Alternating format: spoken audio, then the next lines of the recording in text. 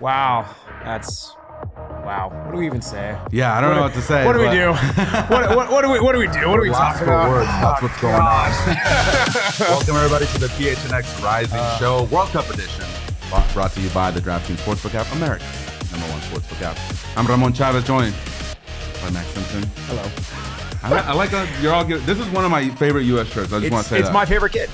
There's one or two others. Like I like the Waldo one, even though it's weirdly hideous. And there's a couple others, but yeah, this one from 2014, the one in Brazil, is my favorite kit. Yeah, it looks good. But you know who didn't look good in the second half at least? The U.S. of A. That was a horrendous second half. The U.S. and Wales split points over there in Qatar in the first game of their group stage matches. Look, I'm not going to sugarcoat it. This feels like a loss. I'm supporting the U.S., even though I'm a diehard Mexico fan. The U.S., obviously where I live, where I grew up. So I want them to do well. And this new generation of players gives me some hope, that they can make some noise. And I know a lot of people say, well, in 2026, they're going to be older, they're going to be more experienced. But the time is now, man. You don't know if you're going to get back to the World Cup. I mean, they know they're going to host it. But these are opportunities that the players got to realize that they got to take advantage of. And when you have a display like they did in the second half, it just makes you a little queasy for the rest of the matches that they're going to have. Yeah, I mean, I was seeing on the screen during the start that it said draw with a score line. It was more like we drew like an Uno reverse card or something like that, because literally what happened was we played USA. I can't say we because Owen has different feelings, and we'll touch on him later. But USA played a beautiful first half. They were the dominant team. It was exactly kind of how we all predicted, is they're going to want more of the ball. They're going to let it play out, dominate possession, and they put it on the ball. Oh, yeah, great. Owen's already in the chat. That's fantastic. Okay.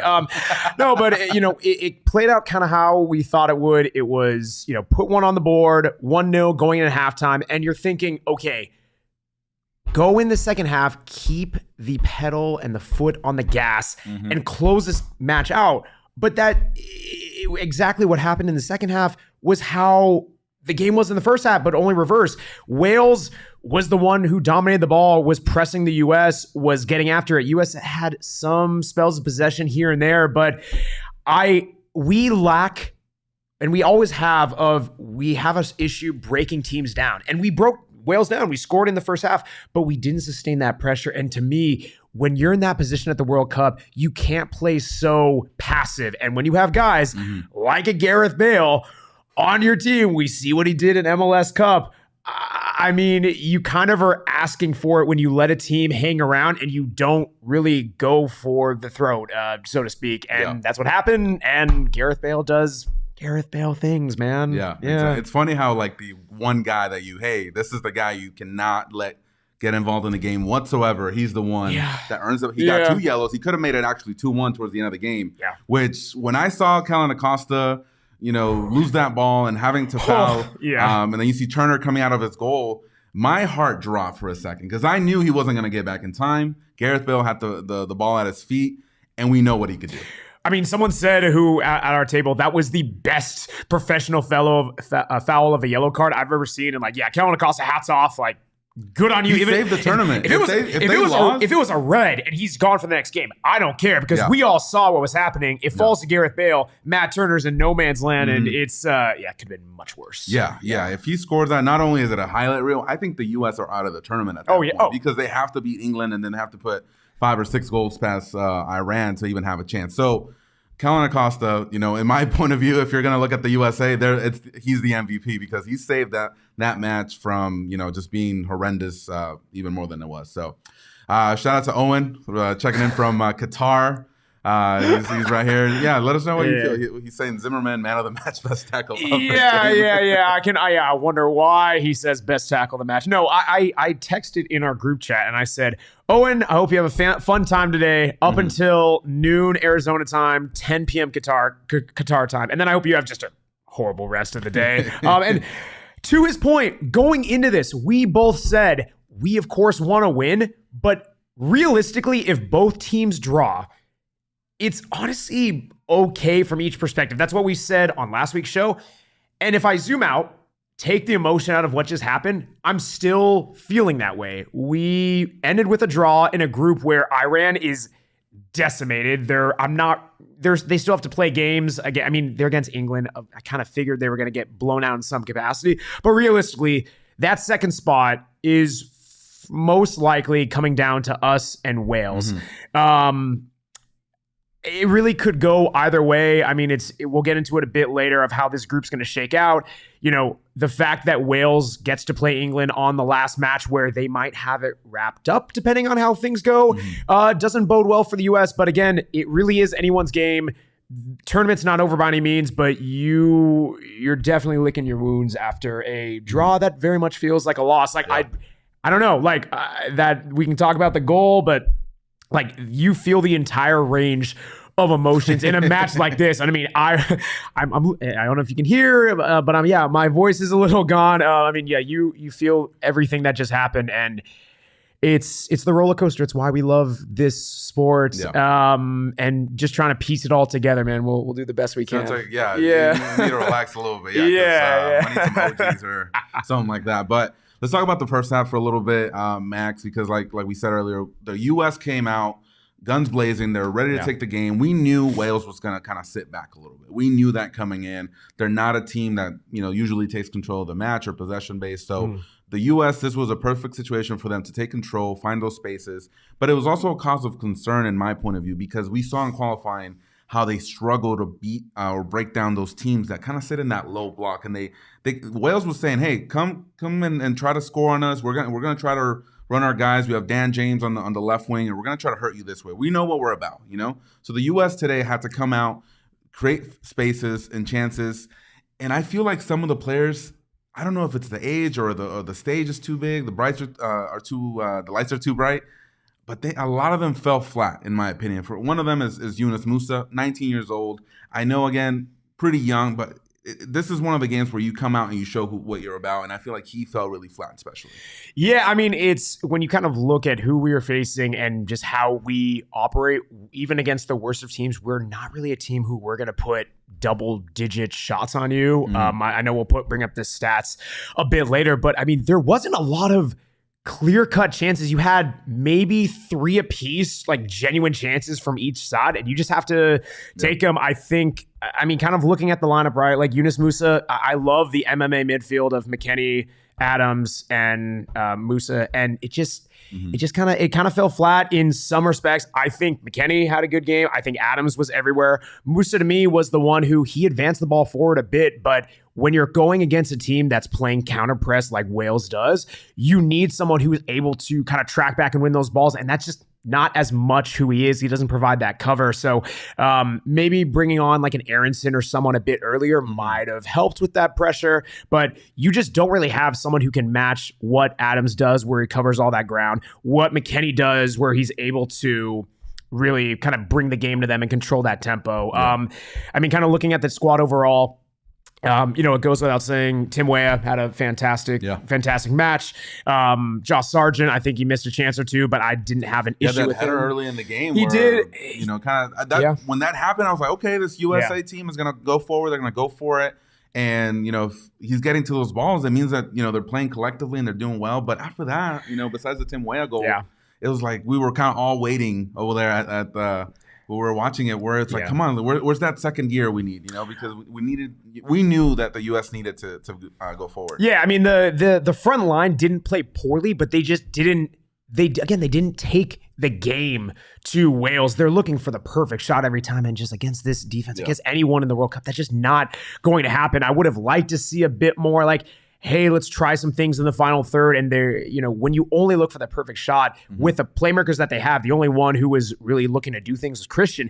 And he was getting hacked every other foul. Like that man, his poor calves. And I have something to say about that because Pulisic, he's Captain America, right? He's deemed as this guy that's the LeBron James of soccer from what I've heard. I feel like people need to take a little bit of a step back and just realize that Pulisic is not that guy right now. Right.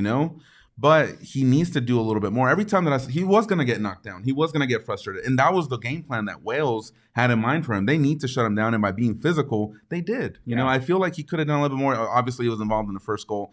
But after that, in the second half, you just see him complaining, going to the ref after every foul. You don't need to do that.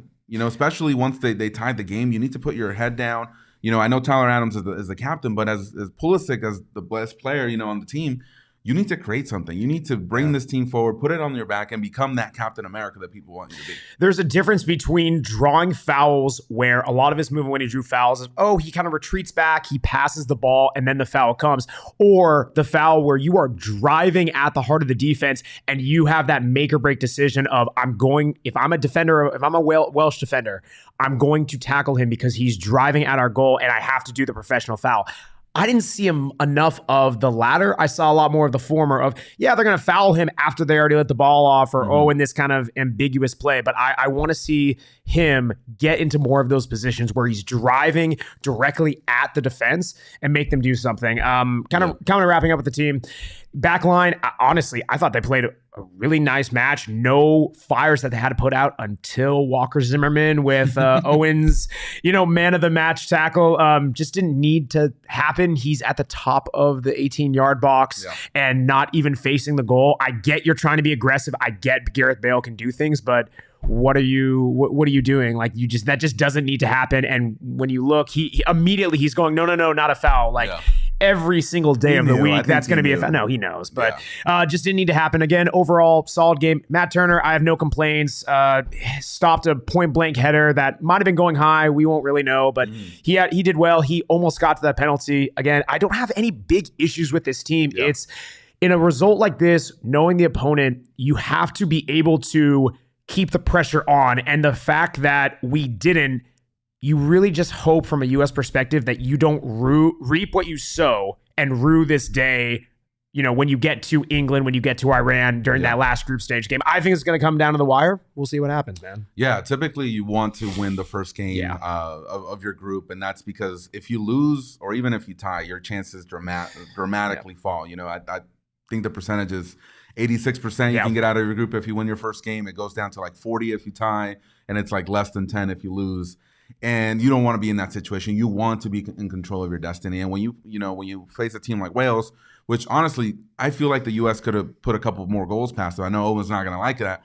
But Wales, we knew what they were about. They were not going to be this offensive powerhouse. They're not going to put you on your toes. But in the second half, I don't really know what happened. I don't know if Greg Berhalter just said, hey, guys, let's just sit back, let them do the thing, because it looked like a completely different team in the second half. And I don't know if some of the players were – with injuries. I know Weston McKennie was kind of grabbing his thigh a little bit, and Pulisic got hit in his ankle. So it's tough, man. I think they're gonna, like you're saying, they're gonna regret not getting those extra 2 points, because if you're facing England and you lose that game, it's looking pretty dire.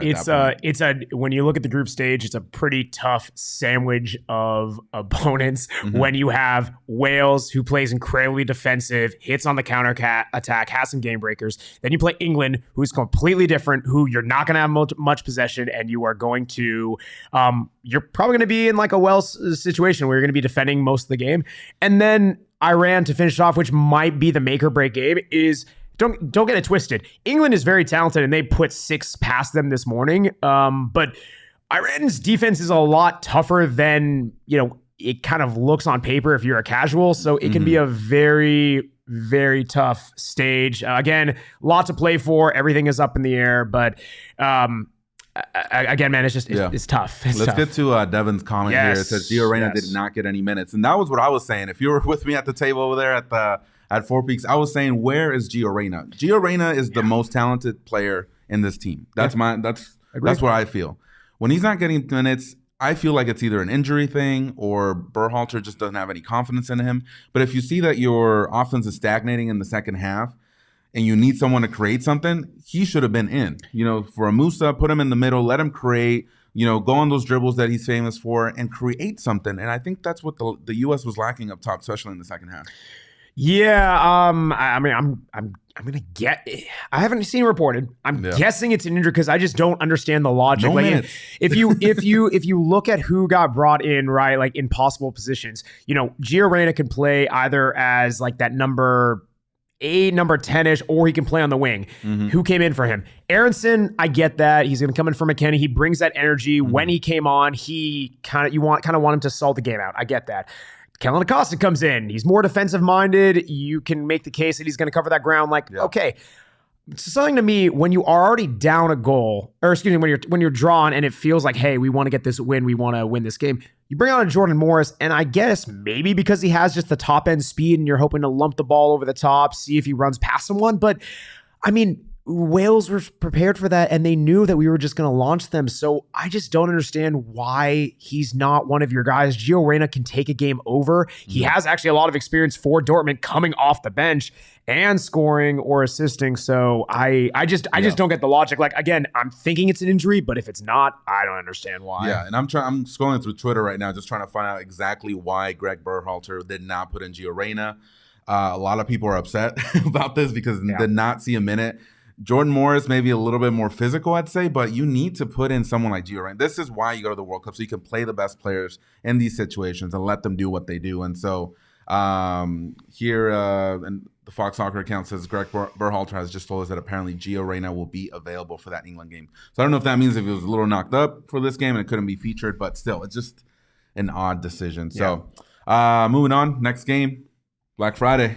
Yeah, I mean, I'm still hyped, honestly. Like, I don't care that England put past 6-2. Am I nervous? Sure. Of course I am. The fact that we didn't win this game, it only adds to it, no lie. But if you're kind of looking at how this World Cup is stacking up, I still kind of hold true that 4 points might get you out of this group. It's what I said before we started. It kind of is looking that way. If you have the draw against Wales, loss against England, you win against Iran, you know, you want to look to the next game in front of you. And I guess I'm kind of hedging my emotional bet a little bit, but you know, you want to put on a good performance, and they're England, you can put goals past them.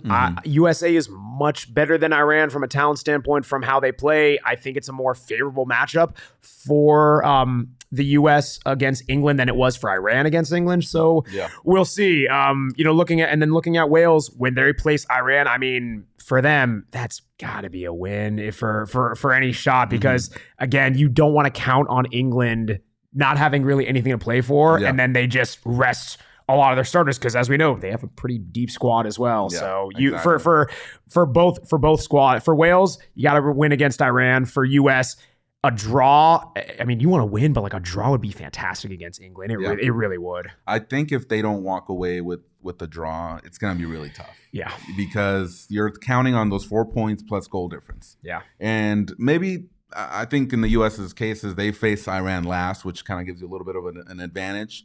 But still, you don't want to go into that last game saying, "Hey, we need 8 goals, guys. Let's go get them." You know, it's not a good position to be in, and I don't think it's feasible either. So it's against England, the U.S. backline has to respond. They need to play well, not let that many goals go in if it is a loss in that case, because at that point, then you're just waiting for that Iran game and seeing if you can score more goals. So we'll see what happens. That game will be happening on Friday, Black Friday. Is this going to be the most watched game of all time with international, like the U.S. soccer game? Because that's what I'm hearing.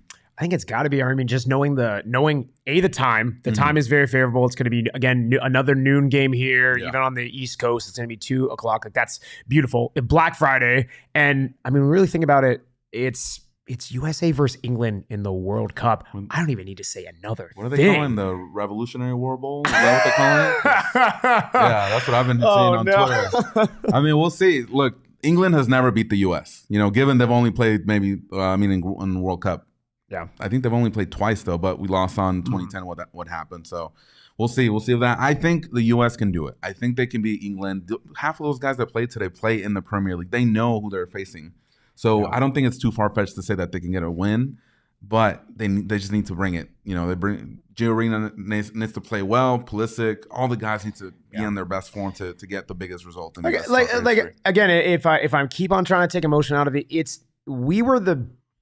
I think even from a neutral's perspective, USA was the better team today, but Wales deserved the draw. Like the scoreline is fair. 1-1 is a fair scoreline. Think the better team doesn't always win, but USA, they have to shore some things up. If we go in with that same intensity and that type of swagger, that type of play against England, I like our chances. I think it's a lot of how do you rest guys? A lot of guys were jacked up on energy for their first World Cup. How do you manage that expectation, manage the rest, and go from there? We'll see what happens. I like their chances against England. Again, a draw is fantastic, but we'll go from there. Like, again, I hope there's no injuries. I hope Christian's okay. I hope Weston's okay. I just hope everyone's okay for that next match, and we'll see what happens, man. Yeah, you gotta stay healthy for sure. If you were not there today for the U.S. Wales game at 4 what are you doing? You were missing out. What are you doing? Well, they're having a great time. $3 kilt lifters, $3 wows, having a great time over there. Amazing food as always, amazing atmosphere. Thank you to the Bada 76 for coming out. Having a great time. There's also some Wales fans over there. Got a little testy at times. No, they were. Listen, I get it. I mean, there was what, 4 Welsh fans they were loud with not even no lie, like probably 125, 130 plus US fans. It was packed. And they let US hear it when they scored, deservingly so. They were fair sports, good banter with them. Yeah. I mean, it was an incredible electric atmosphere. I don't use electric lightly, but it really was fun, just absolutely palpable. Yeah. Fantastic venue. I mean, we had the massive 22-foot screen. The beers were flowing. Like, everyone was just amped, and that's what the World Cup is all about, man. Even if you're not people listen to the show are we're gonna assume they're soccer fans, but even if you're a casual, how can you not get up for that type of atmosphere? You saw my buddy, awesome. He came out. He's like, look, I'm working, but I'm still here because I know I want to be in this crowd. I want to feel this energy, and I love watching the U.S. So he came out. He brought his dad too. They were both working. They were just hanging out with us and having a great time at Four Peaks. So it was a great event. If you guys can make it out tomorrow's going to be great as well. We're going to have a breakfast buffet. $20 gets you in. And guess what? Get to hang out with Phoenix Rising head coach Juan Guerra. Oh, yeah. He's going to be present. Oh, man. Yeah. You guys can talk some smack to him, get his thoughts on the game as well. Yeah. I'm going to be an emotional wreck. So if you're there tomorrow, just be prepared. Tomorrow's going to be like this, but just reverse, you know, just reverse. Hopefully not. Like hopefully hopefully a little bit more, elevated levels. Yeah. Yeah. So it's going to be a great time. Make sure to get your tickets. And just a little heads up, every U.S. and Mexico game, we're going to be over there at Four Peaks having a great time. And getting our heart rate up because, dude, I saw you today and I was like, I'm going to be like that tomorrow. My fingernails are chewed to the bone. My Apple Watch multiple times was saying like loud environment or your heart rate is above what it should be. And it's like, that's what happens, man. Yeah. Shout out to Charles there in the chat. Got to meet him today. Great stuff. And thank you for coming out. And let your friends know. We're going to be there having a great time. And I'm telling you, the Friday and Saturday games, those are going to be insane. Yeah, they are. Yeah. I mean, I was going to say, looking ahead, Friday, like we said, Black Friday, U.S. versus England. Saturday, Mexico versus Argentina. I'm bringing the crew out. Literally, you get to see the GOAT. You get to see Messi. And also, we're going to have Greg Hurst join our live post-game pod from Four Peaks. We're going to be live from Four Peaks. So, like, lots of great matches. Like, please, come on, come all. Links are in the description. Like, everything is just awesome. Come and join us, please. Yeah. It's a fun time. This only happens every 4 years. You got to take advantage of it. Come on out. Bring your family. It's going to be a great time.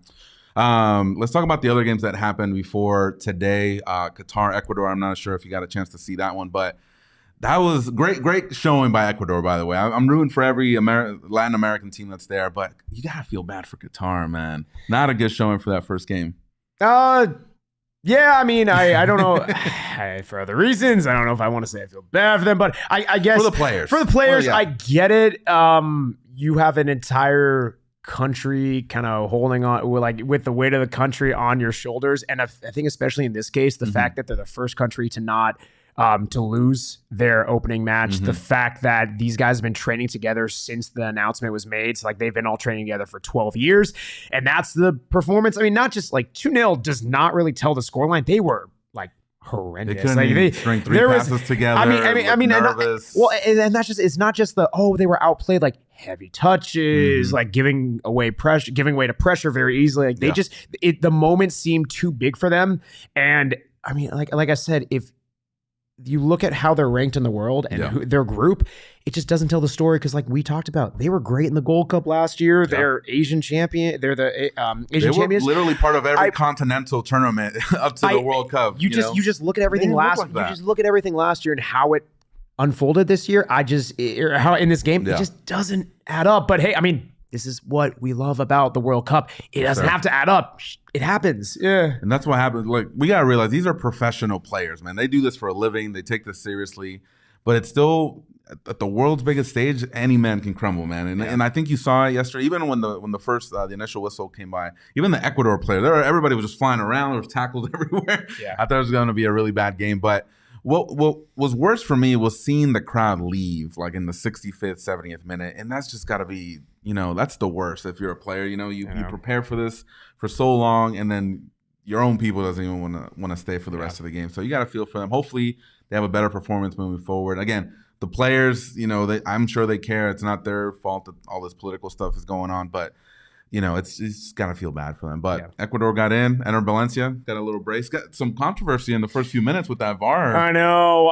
It was, it's that weird thing when the goalie comes out and then that's the new offside line. And I'm looking at my team like, I don't want the fire truck of lawyers on us. But then I'm thinking like, well, was that really offsides? Is it kind of convenient? And it wasn't great We're not timing going to go down either, there because there was that tweet with the controversy of the Ecuadorian players getting bribed and stuff. And then everybody's, well, there you go. It's happening. Yeah. It's like, come on, man. You can't do that. So, and then people have explained it to me like 3 or 4 times, like what happened. I still don't understand. I guess his foot was offsides or something, but it's just, I feel like technology sometimes makes it even worse. If you have to overanalyze it, to me, I've never been a fan of VAR. It's like, make it simple, make it obvious. If it's not, like, move on. But something that I've been watching a lot lately is Formula One, with the, the race car drivers and stuff. What I like about that is that you can hear the conversation between like crews and the race, the people that are in charge of that. Why can't we have that in VAR? Yeah.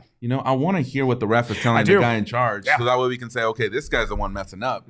What's going on? How do they come to that decision? Because otherwise you kind of leave it up to us and we make the decision for you, and then we call you like you don't know what you're doing.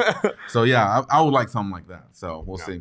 We had some other games today like we talked about earlier. We got England 6-2 against Iran. Did you get up for that one? 6 a.m.? I did. I hit the gym then. Yeah, nice, trying to work off the adrenaline from this match. It was.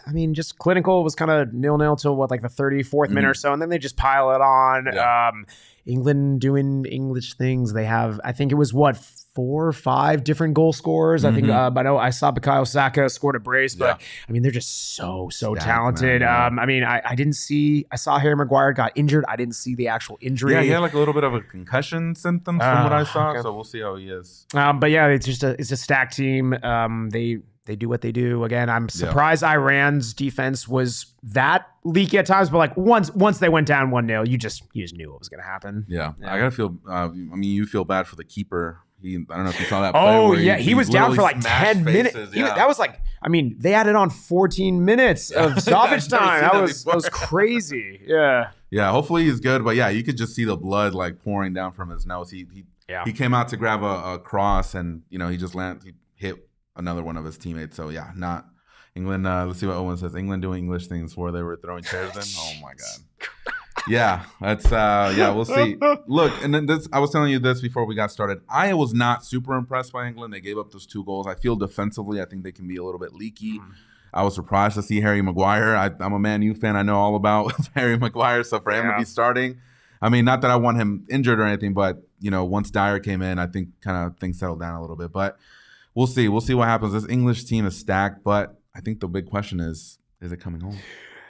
Listen, if we're talking about Owen and I's predictions, we both agree that they're not even getting out of the group. Kind of tough looking at how these games unfolded, but we shall see. The English squad, if I'm trying to remember off the top of my head, maybe a swap of wingers here and there, but other than Jude Bellingham for Calvin Phillips, I don't really know how different this was from the Euros. It's a lot of the same guys who are starting out there. Like, Harry Maguire, I get he isn't playing well for Man U, but like, England Harry Maguire is just a little bit different, right? I guess, man. I don't know. I saw that clip of him like in practice, and he's doing step overs and like all this stuff. I'm like, who is this guy? Yeah. Why can't you play like this when you're with Man U?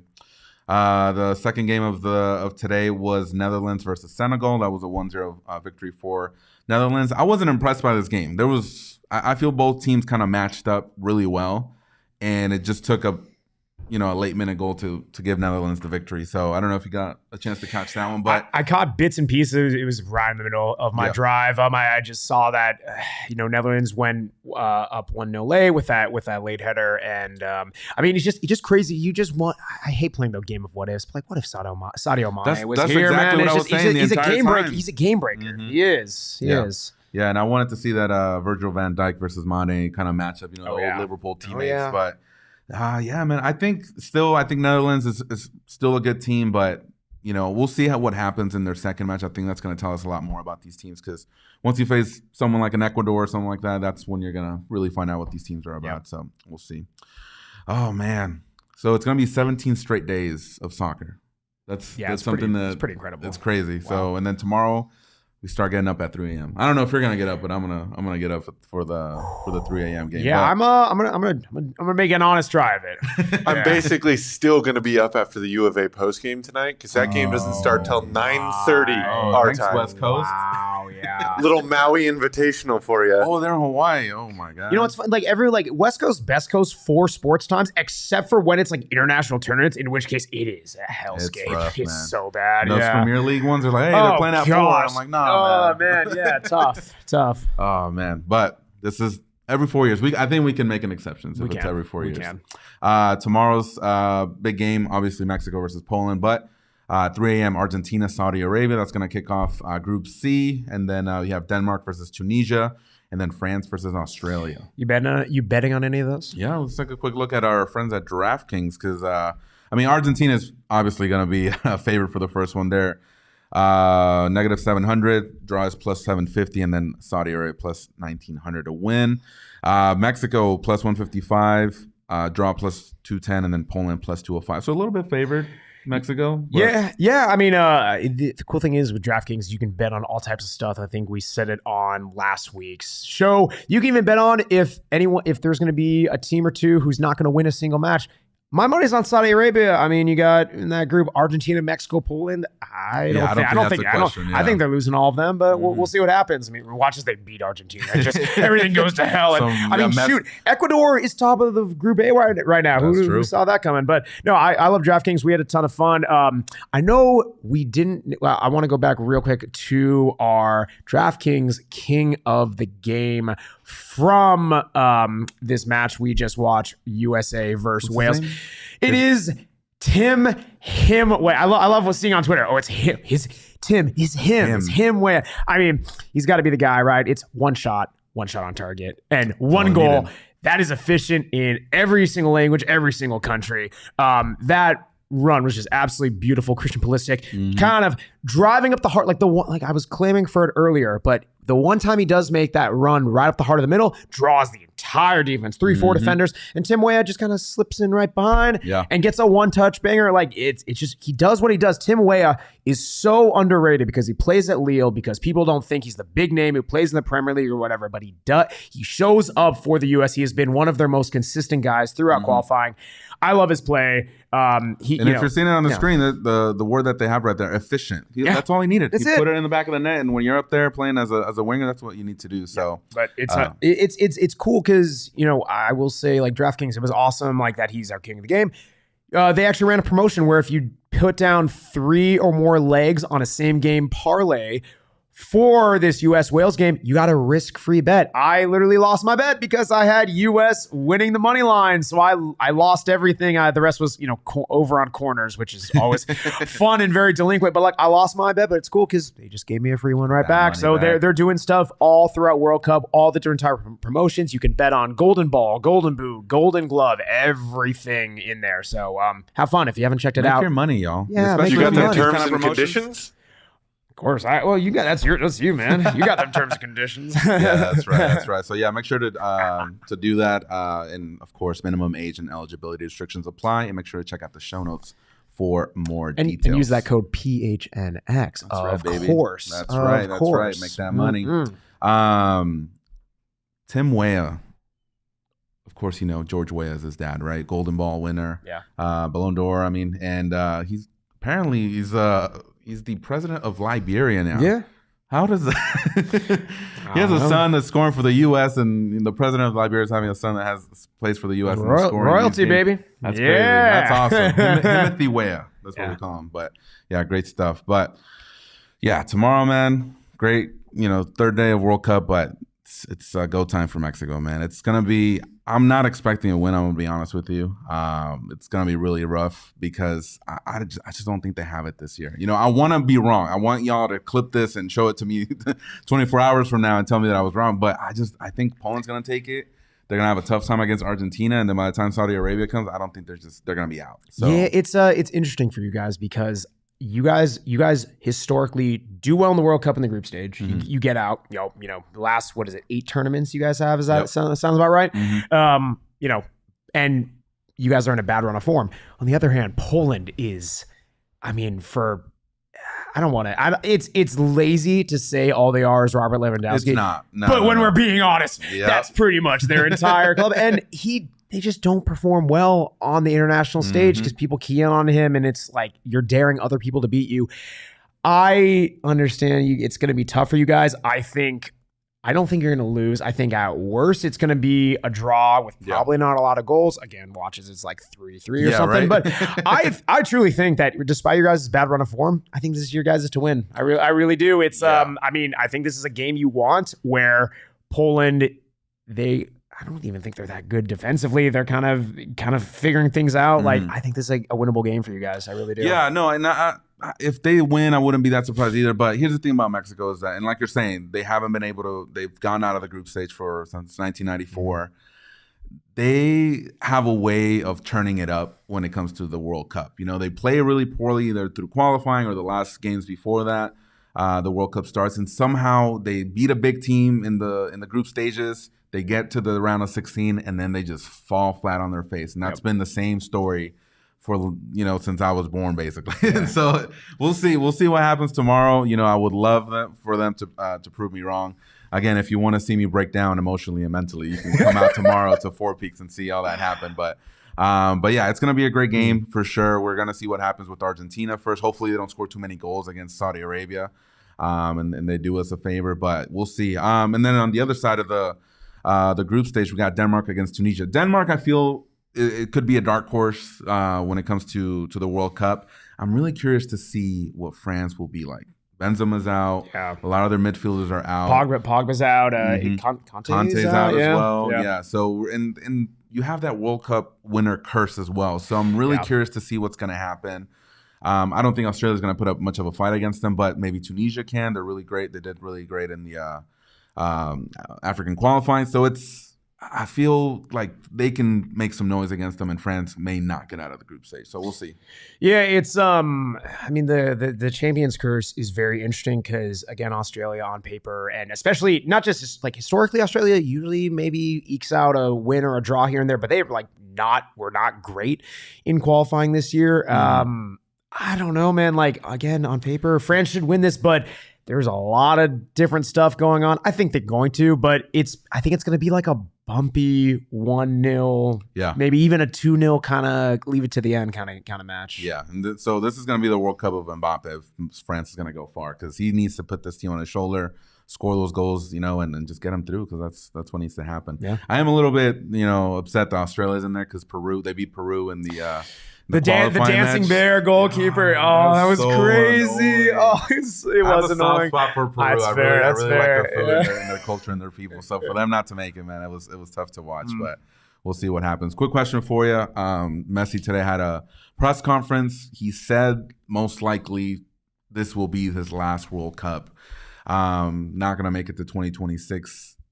How are you feeling about that? You saw that picture with Messi and Ronaldo come out over the weekend. That just kind of broke the internet a little bit. So is this the last dance for Messi, and does he have to win at this World Cup? I'll start with is this his last one? It probably is, because he's going to, what would he be, 39 if I'm doing the math right?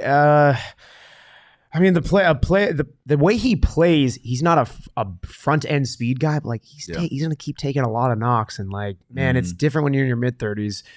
He is a smaller guy too. As someone who's in their late 20s, I know all about that. But no, it's he's in his mid 30s. The way he plays, I just don't know if you can keep doing that the rate at 39. By that point, they have a lot of young attackers in that system.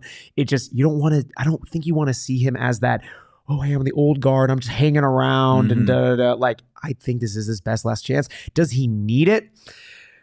People have said that if he wins it, he overtakes Maradona.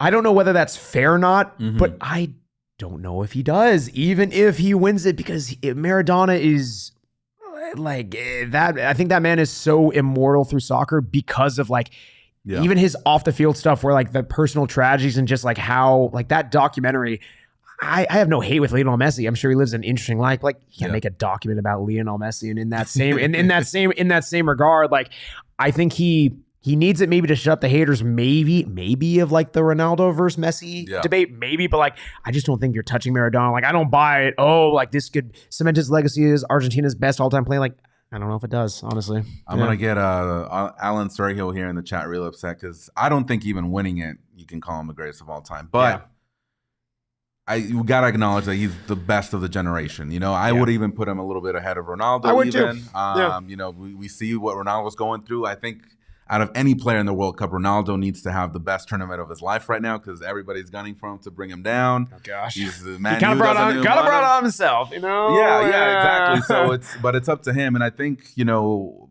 back to the Messi thing, it's gonna be weird. You know, for most of my life, Messi's been there. You know, best player of, you know, of the generation, and if you're gonna have the conversation about who's better, Maradona or Messi, I would put Maradona a little bit further. Because he was just larger than life, man. Like, it's insane. And I think we both watched the same documentary. Oh, yeah. But larger than life figure. He went to Napoli in Italy and literally transformed the city. Like, that's insane how someone can do that.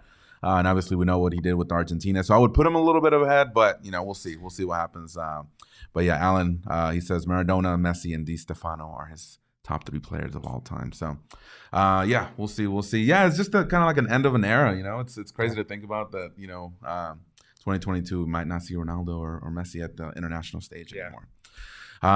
You know what I'm gonna need tomorrow though, before, you know, I leave the studio today? Some OGs. Ooh, yeah. I was approached at our watch party by, and I'm so sorry, I'm blanking on his name, but there is a young Welsh lad, and he watches our show religiously. And I know what you're talking about. Yeah, and he said, and I quote. Because listen, I'm a good sport. I shook hands before the match started. I shook hands with the 4 Welsh fans that were there, and I'm like, "Hey, like, good match, best to you." Like, thinking under my breath, hope you don't win, you know, hope you lose. But no, like they were telling me, it's like this guy.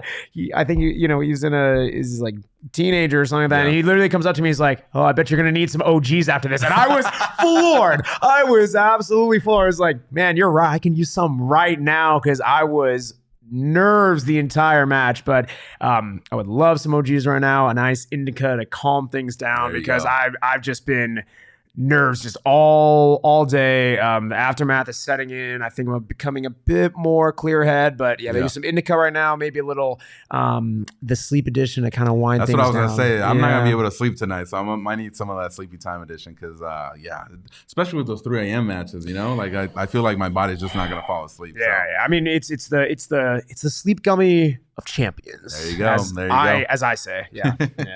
And then, as always, guys, you guys can go to ogsbrands.com, purchase your very own OGs through there, or you can get them at your local dispensary.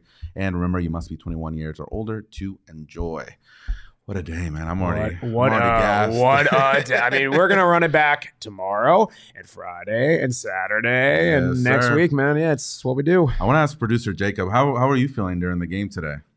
You know, I love you guys, but soccer is not my language usually. Understandable, yeah. Right? That's just me being completely honest with you. Mm-hmm. The amount of people that were standing in our more furniture viewing area during the end of that game was unreal. I mean, I do really, really enjoy the World Cup. In college, I woke up at, I want to say it was 2 or 3 in the morning to go to the Georgian Dragon and watch an England game really early in the morning, which was an awesome experience to have. So I do love World Cup soccer, and today was awesome in the office. It was so awesome to see everybody engaged with that game. I do agree that it was kind of heartbreaking toward the end to watch the way that ended. But I mean, there's nothing like it every 4 years when this comes around, because this country, which is not known for loving soccer, all of a sudden the whole country turns and starts to watch soccer. And so I love seeing the growth of the game during the times like these. So it was really, really cool to see that in this office. That's awesome. No, I love to hear that, because, you know, it's only going to get bigger from here. You know, we got the 2026 World Cup coming up. I feel like it's even gonna explode even more from that. We've already seen it, in Phoenix, how people love Rising and how passionate they are about that. So imagine that just 4 years later when we have international teams here competing for a World Cup. It's gonna be insane. I know Glendale's not gonna host it, but we can still go to some of the games and enjoy it. So and at least that's my goal too, just to cover at least one of those games. I mean, man, like LA is like a 6 hour drive, 5-6 hour drive. There you go. It's not bad. Yeah, but no, well said, Jacob. That's I got nothing else to add. That man sold it right there. Yeah, exactly. We'll clip that. Yeah, we'll put it Shout out on more furniture. Yeah, there we go. Nice plug. Appreciate that, Jacob. Let's get to Jose's question before we wrap up here. We have, how do you two feel about those missed fouls on Wales? That was 2 second chance goals taken away, to be honest. Yeah, it got kind of rough at the end. I understand. And I know both sides were not happy about the ref today. I think he was making the game a little bit about himself. So yeah, I mean, towards the end, especially how late the goal came in, I think you're gonna want to swallow your whistle just a bit. It's kind of human nature. Though, I see a lot of flopping. I don't like it. Let him play, I didn't like it. I think there were some. The worst part was like, I don't know. This had nothing to do with the ref, but I'm just kind of going back. Is like on that Welsh goal. I remember that they were hurrying up to take that throw in.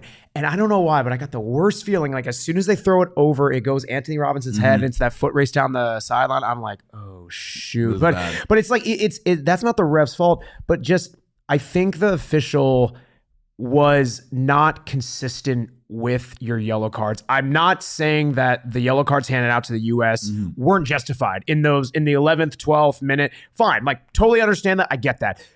When that keeps happening, it wasn't consistent, I think, when that was happening on the Welsh side. And I'm like, if you're going to want to hand out yellow cards early, I don't agree with it. I'm all about let the boys play. But if it's gonna happen, like be consistent throughout the match. And I think both teams can probably safely say there could have been some double yellows going on. There could have been some more yellows on the Welsh side. It just wasn't. Yeah, and I think we're talking about the Weston McKennie yellow, where he got that early yellow, and then Pulisic gets hit exactly same slide tackle, and there was no yellow for the Welsh player. So I understand, the frustration. So we'll see. I think officials too often, I get it, they pull out yellows if it dictates like, oh, you're stopping a break, or oh, it was like in an opponent's half. But like, if a player's getting knocked, even if it's innocuous or if it doesn't have to do anything, you have to show a yellow because that's going to stop that type of behavior. Like again, if you want something to happen, you deal out a punishment and then it hopefully stops. I think he catered a bit towards, oh, well, how is this going to impact someone in the final third or whatever? It's like,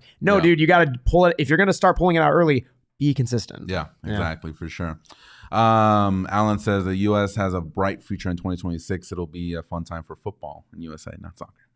That's what he's saying. I like it. Devin is asking, is SoFi Stadium good for World Cup standards? I've heard that there's issues with the seating not meeting. They're gonna like push the stands back. I think it can be retractable. You really have to change the pitch as well. Like the pitch has to be grass. It cannot be turf. Yeah, we are a non-turf pod. I want to make that very clear. I don't know. Turf is stupid. Turf is horrendous. Turf is injury. There was a big controversy about that. Turf is literally just the turf monster is real. Turf is literally meant to just cut down on maintenance costs. It is cheap, no matter what sport. I don't agree with turf. Literally playing on concrete. It is. Yeah.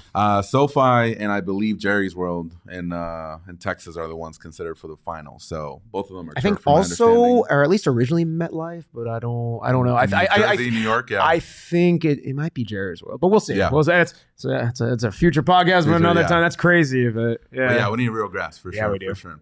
All right, y'all. We are done for today. If you guys are able to make it tomorrow, get your tickets for the Mexico versus Poland game tomorrow. It's going to be a breakfast bar. I'm going to be taking part of that as well because I love me some breakfast. So it's going to be a great time.